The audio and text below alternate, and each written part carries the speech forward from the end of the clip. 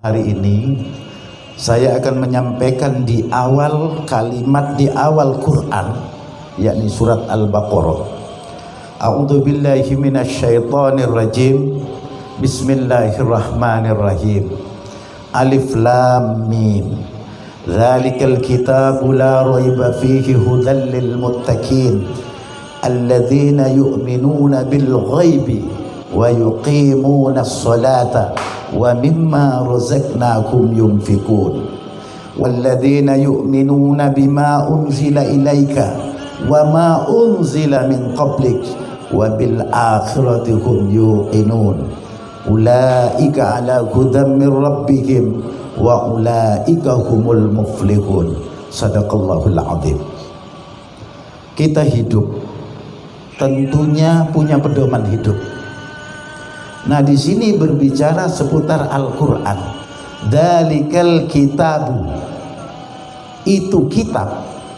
Dalika ini kalau dalam bahasa maknanya itu. Tapi di Al-Quran ini maksudnya ini. Al-Quran ini karena ada di kita. Ini kalau ilmu balaghah dalam sastra Arab disebut litta'zim, untuk mengagungkan Al-Quran. Dalikal kitabu, Al-Quran ini atau kitab itu la roiba fihi, la roiba, tidak ada keraguan, fihi, di dalam Al-Quran. Al-Quran adalah pedoman hidup. Al-Quran adalah sebagai way of life, pedoman hidup. Ini tidak ada keraguan di dalamnya. Selain Al-Quran ini mutlak tidak menyebabkan orang ragu, Al-Quran juga hudal lil muttaqin, menjadi petunjuk bagi orang yang takwa. Kalau orang sudah takwa, tentunya tidak meragukan Al-Quran. Apakah cukup orang berpedoman dengan Al-Quran laku ngaku takwa? Tidak. Karena takwa ini juga ada kelengkapannya. Selain tidak ragu dengan Al-Quran yang merupakan jadi petunjuk terhadap orang yang takwa, ini namanya tafsirul ayat bil ayat. Ayat ditafsirkan dengan ayat, ditambah hudal lil muttaqin alladzina yu'minuna bil ghaibi, alladzina wong ake yu'minuna kang podo iman sopo allati bil ghaibi, kelawan hal kang gaib. Itu kalau makna Jawa. Orang yang beriman kepada gaib. Yang gaib, Allah itu gaib. Karena kita menyembah Allah. Kalau model sampean dan saya tidak pernah ketemu. Begitu Allahu Akbar, yang ketok, yang dilihat dalam perasaan bukan Allah kadang-kadang. Yang ketok tonggo yang tadi miso-miso. Ini ketok jelas. Tonggo yang gak bayar hutang ketok tatkala sholat. Tonggo yang tadi menghina kita ketok. Begitu Allahu Akbar, kita sholat bukan mengagungkan Allah, tapi kita sakit hati dengan tetangga yang miso dan sebagainya dan sebagainya. Nah, karena apa? Kita ini belum merasa takut kepada Allah. Ini berbicara kualitas. Makanya berbicara gaib, karena ini memang keimanan kita. Kita wajib percaya. Ada jin, itu gaib. Makhluk memang, tapi tidak kelihatan mata. Ini gaib. Sihir itu gaib. Ada. Karena di zaman Musa sudah ada sihir. Ada orang kota karena hidup di kota tidak percaya adanya sihir. Tidak bisa. Saharu ayunan nasi wastarhabuhum waja'u bisihrin azim. Sihir itu ada. Tidak bisa kita nolak karena terlalu pola pikirnya modern. Pakai semua serba logika, tidak bisa. Karena Al-Quran hudal lil muttaqin. Kemudian tidak cukup percaya dengan hal gaib, tidak cukup hanya percaya dengan Allah. Kalau jadi orang yang takwa, tetap wa yuqimunas sholata, dia harus mendirikan sholat. Mengaku takwa, percaya adanya Allah, disuruh sholat, tunggu dulu. Kok nggak sholat? Repot. Kok nggak sholat? Anak nangis. Kok nggak sholat? Istri minggat. Kok nggak sholat? Macam-macam jawabannya. Kalau kita memang jadi orang takwa, percaya kepada Allah, tentunya wa yuqimunas sholat, mendirikan sholat. Kalau hal takwa, beriman, ini sudah sering saya jelaskan. Tentang sholat sudah saya jelaskan. Nah sekarang wa mimma razaqnahum yunfiqun. Wa mimma, dan dari sesuatu, maksudnya rezeki, anugerah. Wa mimma, dan sesuatu, razaqnahum, yang kami anugerahkan, yang kami rezekikan, berikan rezeki kata Allah, hum, kepada mereka, yunfikun, mereka nafkahkan, mereka sedekahkan. Nah ini pemahaman sedekah yang akan saya bahas pada malam hari ini. Sedekah ini banyak macam. Kalau bahasa Al-Quran adalah infak.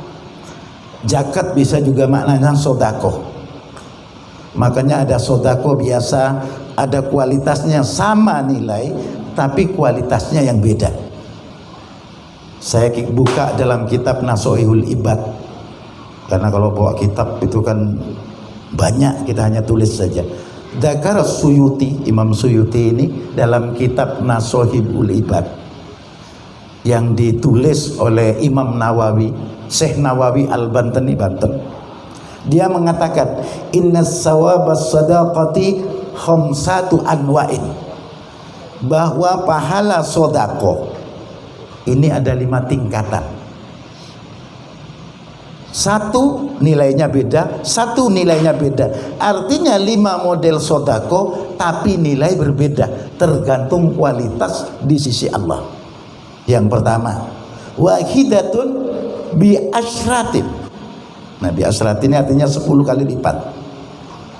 Contoh sederhananya, kita punya uang 50.000. Ini contoh sederhana. Kita punya uang 50.000. Pahala sodako yang bernilai 10, wa huwa ala sahihil jismi. Kalau kita bersodako kepada orang yang sehat jasmaninya. Contoh, tahu-tahu datang kepada kita pengemis minta duit, body masih tegap, kita tidak perlu nanya. Artinya ada pengemis meminta, kalau kita memang punya, kasih ala kadar. Jangan ditanya, ada pengemis ke rumah kita, sampean ini body bagus, penampilan meyakinkan, kok minta duit? Tidak perlu ditanya, karena ini juga menguji iman kita. Kita kasih aja ala kadar. Tidak punya duit, ya kita kasih makanan. Kalau lagi tidak punya, yang lain sudah kasih apa aja. Nah ini, nah kita memberi sodako kepada seseorang yang sehat di luar kita, ini pahalanya adalah 10 kali lipat. Kalau kita ngasih 50.000, berarti dilipat gandakan oleh Allah, pahala itu menjadi 500.000.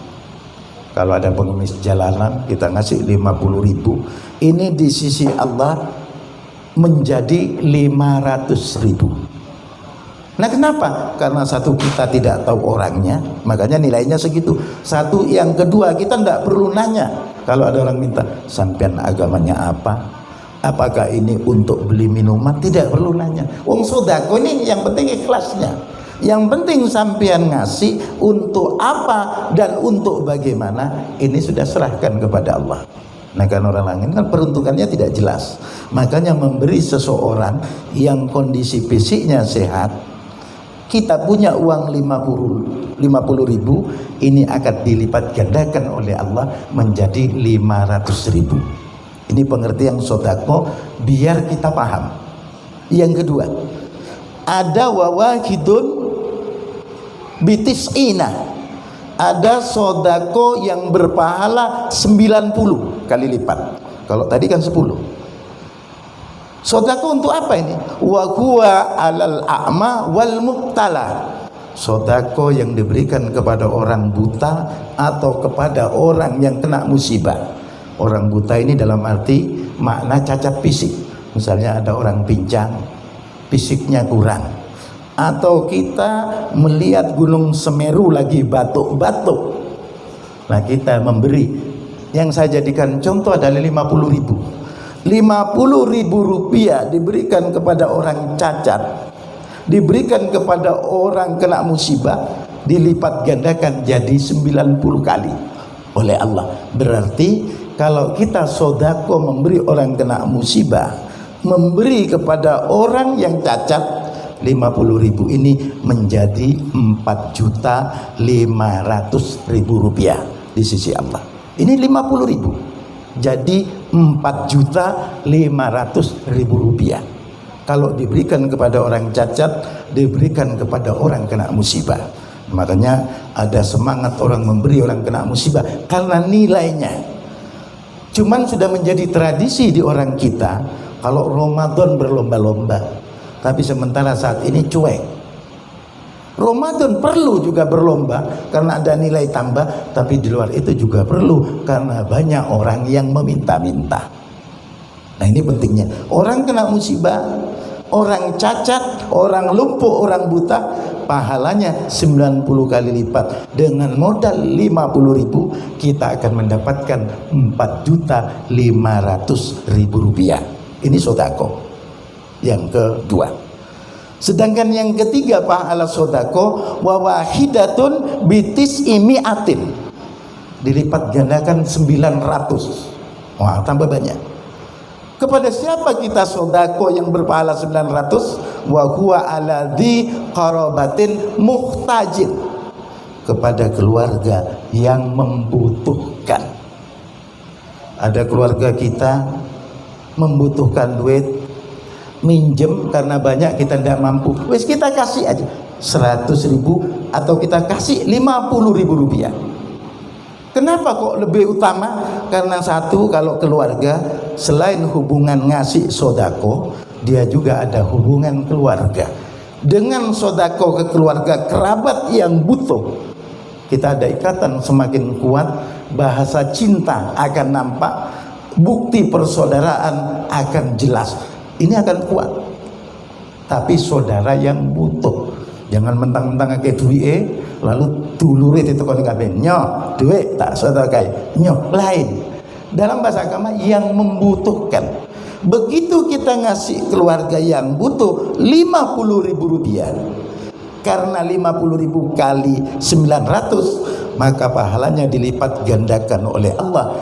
50.000 untuk keluarga yang membutuhkan dilipat gandakan menjadi 45 juta.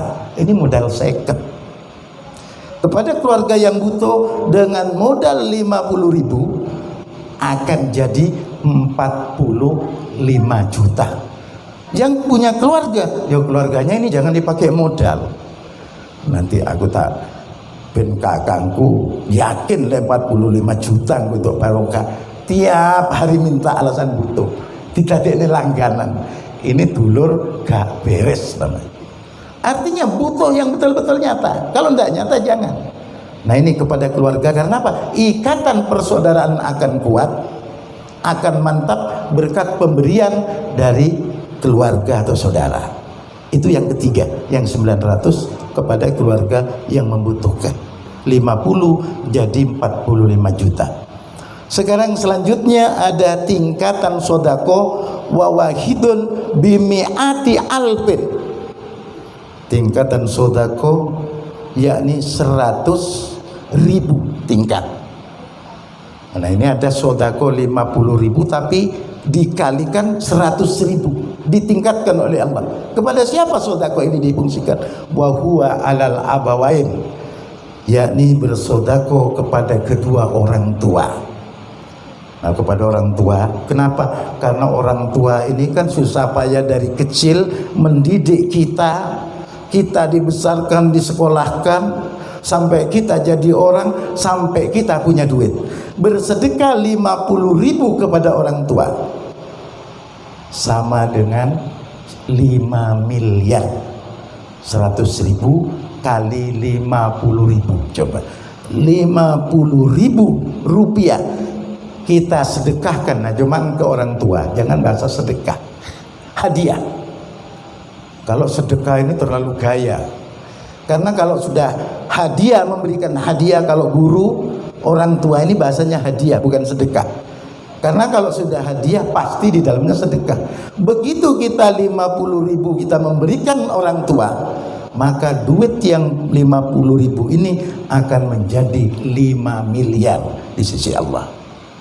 Nah, ini tingkatan.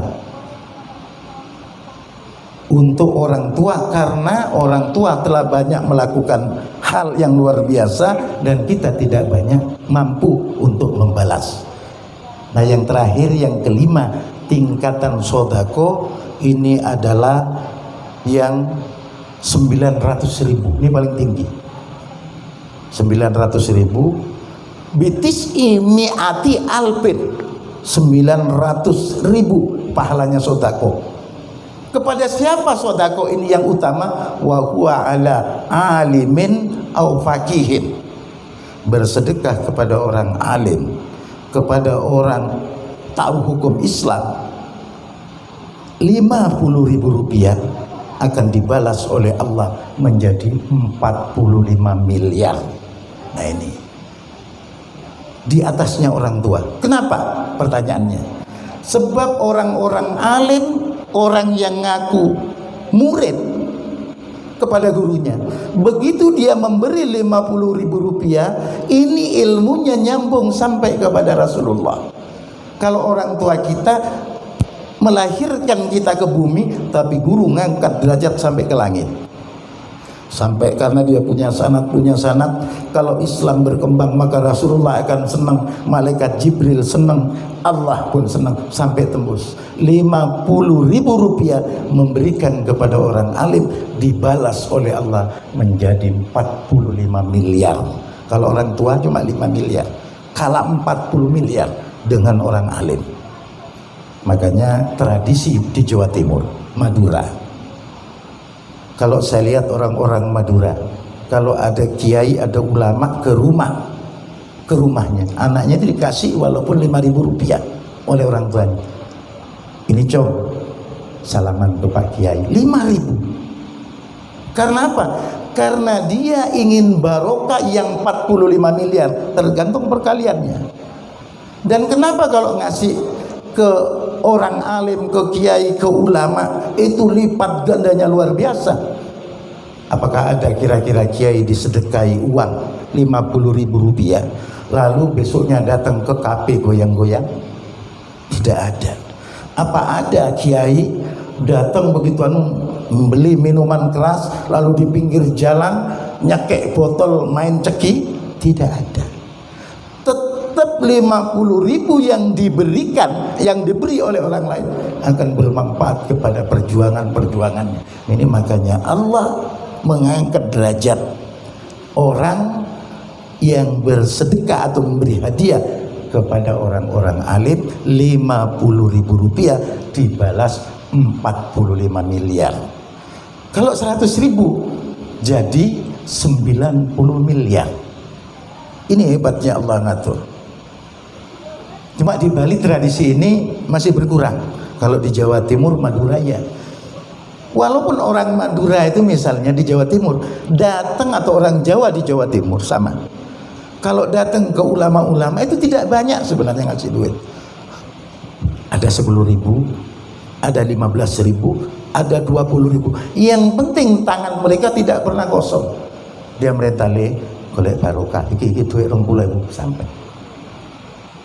Karena dia yakin dengan pemahaman agama. Karena agama ini adalah keyakinan. Dengan pergaulan yang tidak pas, dengan pemikiran harta yang takut habis karena saking tamak bin serakahnya kita, sehingga kita pikir kalau sodako utama ada wakaf misalnya, itu utama, itu nilainya juga dilipat gandakan sampai 700 dan seterusnya. Bahkan wallahu yudhaifu liman yasha, dan Allah melipat gandakan lagi. Itu urusan Allah. Yang penting tangan kanan memberi, tangan kiri tidak tahu. Artinya lillahi ta'ala ikhlas. Begitu. Jangan kadang-kadang ada ulama datang, misalnya ini contoh ulama luar, sudah kopi tidak keluar, ada botol aqua tidak ada, adanya botolnya tok. Akhirnya diambilkan air ledeng. Monggo Pak Kiai. Akhirnya Pak Kiai ini watuk-watuk. Nah, didatangi kiai, didatangi orang alim. Orang alimnya batuk-batuk sampai rumah demam. Nah, ini dimuliakan Bu ya, di toko ini kopi lah, dikasih jajan. Penghormatan begini ini luar biasa. Nah makanya kita orang beriman yang dibutuhkan adalah sebuah keyakinan, karena agama tanpa keyakinan itu kosong. Nah inilah pahala-pahala, yang pertama 10 kali lipat, yang kedua 90 kali lipat, yang ketiga 900 kali lipat, ada 100.000 kali lipat, dan kepada orang alim 900.000 kali lipat. Ini tentunya mudah-mudahan menjadi satu manfaat bagi kita, bahwa harta itu dari Allah. Dan kembali tadi, wa mimma razaqnahum yunfikun, dan dari sesuatu yang kami rizkikan kepada mereka, yunfikun, mereka sedekahkan, mereka berikan, memberi yang terbaik. Kalau orang ini senang memberi, tentunya dia kembali bahwa orang itu yakin dan dia tergolong orang takwa. Mudah-mudahan kita bersama digolongkan orang yang takwa, digolongkan orang yang bahagia dunia akhirat. Wal afu minkum, wassalamualaikum warahmatullahi wabarakatuh.